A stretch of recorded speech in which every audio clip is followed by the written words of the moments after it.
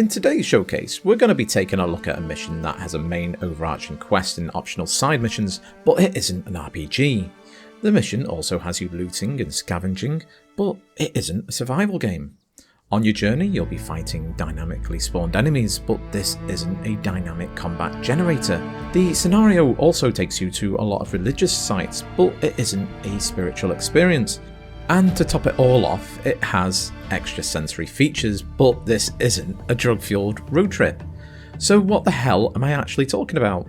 We are of course looking at the old but gold Pilgrimage, a mission created by Rider Gear.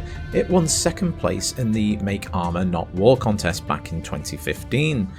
So if you're a newcomer or a veteran that hasn't even heard of this, well, it's time to grab your best hiking shoes and backpack. You're gonna need them. So Pilgrimage is a semi-randomised procedural mission which tasks you to find and take home the body of your brother who was killed on Altis. Altis itself is reeling from a civil war where local warlords, brutal bands of mercenaries and other marauders are now roaming the landscape. The mission is fully customisable with, quite frankly guys, an embarrassing amount of options for the player to tweak and toggle to their heart's content, providing a very tailored experience. The mission really has a little bit of everything in it guys, and each playthrough is unique, and to quote the creator's description, the journey is the reward. So how does it play out? What's the gameplay loop and what features does it have? Well, you start on a random part of the coastline with your boat hugging the shore. This will be the start and your endpoint of your long journey. Your equipment is basic and your only firepower comes in the form of a submachine gun. Opening your map, you check where the nearest church, chapel or monastery is and make a beeline towards it. That's right, your brother's lifeless corpse decorates one of the many religious sites on Altis, and it's up to you to find which one. Needle in a haystack. Maybe your route will pass through an urban settlement of some sort. If it does, then you may notice some of the buildings have icons above them. These icons typically indicate there is loot to be had. The loot will be held in containers and for the most part will be civilian grade equipment unless it's a military location. This can be adjusted, as with most of the options, at the mission start. You can opt to sell the contents in an online auction which is tracked via the phone and requires no further input from you as the player.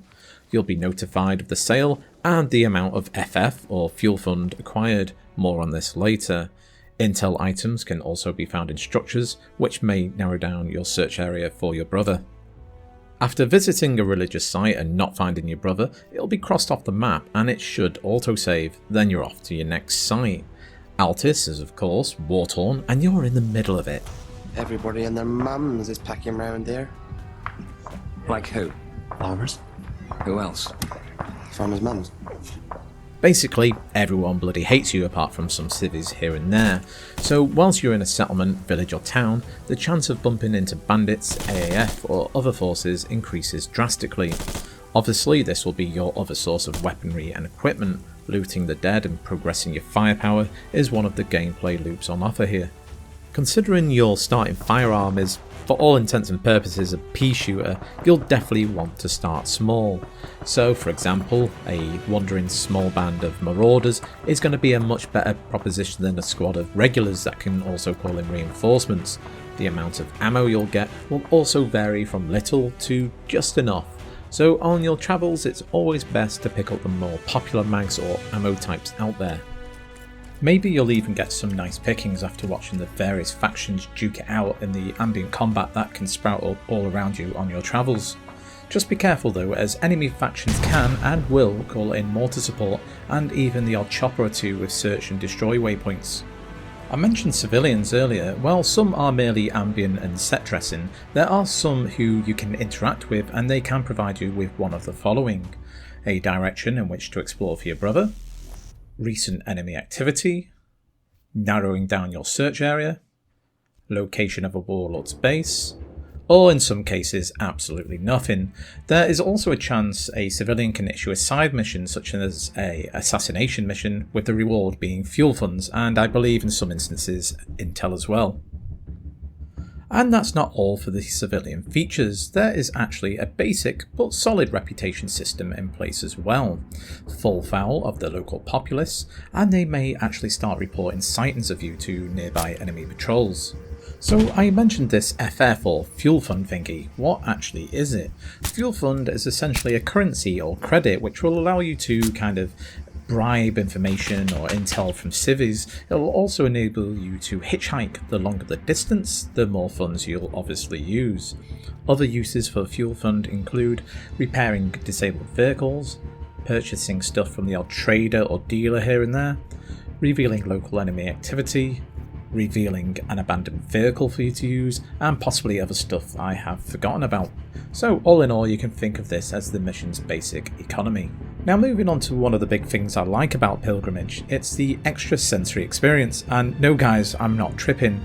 What I mean is that apart from the normal game related senses of looking and hearing with your own eyes and ears, it accounts for smell and things like tracking. So for example, a hint may appear on your screen stating that you see tracks lead in a certain direction with an approximate number of bodies. Or you see and smell smoke, which may lead you to a hidden camp. Now the awesome thing about this is it actually works both ways, well at least tracking does. So certain enemy units will be designated as trackers and have a random chance to come across your footprints, from which they can approximate your location. Travelling by road will not leave any tracks, and travelling by night will also negate this factor. The inclusion of rain washing away your prints is also just simply genius, and you don't see it in any kind of other missions which have come after this. I mean, this was made, as I said, I think back in 2015. So yeah, it might be an older mission, but it still has a few tricks up its sleeves and a thing or two to teach new mission makers. Now, I'm trying to think what other things you can expect. So, radio frequencies, yep, you can actually suss out what the enemy is doing. During one of your many firefights around the island, you'll likely get surrendering soldiers. They have the chance to give you their radio frequency. Or is it by killing them?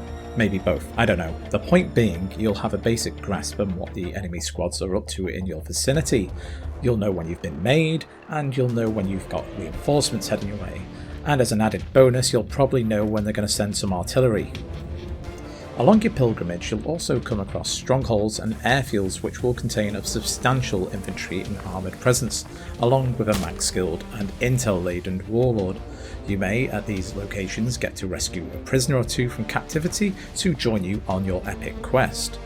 There is, for a seemingly simple mission from the outside, a plethora of features and little touches to discover.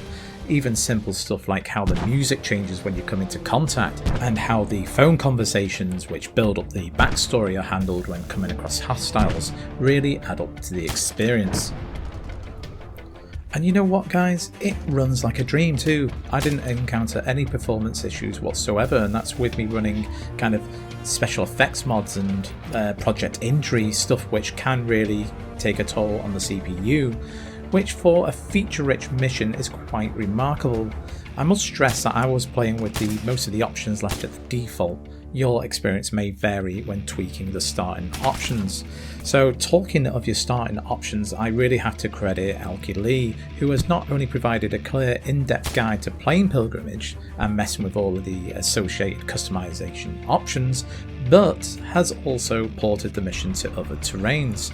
I'll leave a link in the description box below, as well as a link to his channel which contains playthroughs of the mission. I've only really kind of touched base on what Pilgrimage has to offer, and I highly recommend you guys check this one out. And maybe for the Arma veterans out there to actually reach for their subscription shelf, dust it off and give it another whirl. For old time's sake, eh? I really hope newcomers have enjoyed this showcase, and for the veterans out there, I really do hope you've enjoyed a trip down memory lane. Well, pilgrims, only one thing left to say. Bye!